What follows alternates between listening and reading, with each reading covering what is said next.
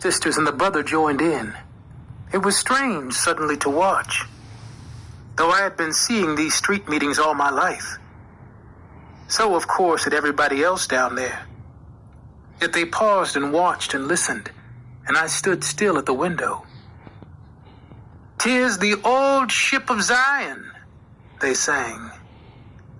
And the sister with the tambourine kept a steady jangling beat. "It has rescued many a thousand."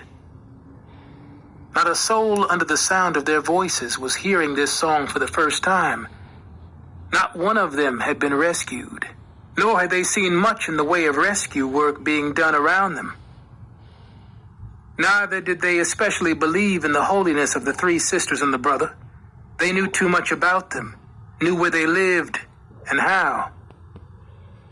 The woman with the tambourine, whose voice dominated the air, whose face was bright with joy, was divided by very little from the woman who stood watching her, a cigarette between her heavy, chapped lips, her hair a cuckoo's nest, her face scarred and swollen from many beatings, and her black eyes glittering like coal. Perhaps they both knew this, which was why, when as rarely they addressed each other as sister. As the singing filled the air, the watching, listening faces underwent a change. The eyes focusing on something within, the music seemed to soothe the poison out of them. And time seemed nearly to fall away from the sudden, belligerent, battered faces, as though they were fleeing back to their first condition, while dreaming of their last. The barbecue cook half shook his head and smiled, and dropped his cigarette and disappeared into his joint.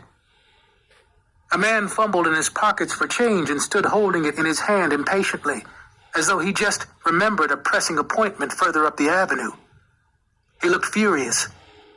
Then I saw Sonny, standing on the edge of the crowd.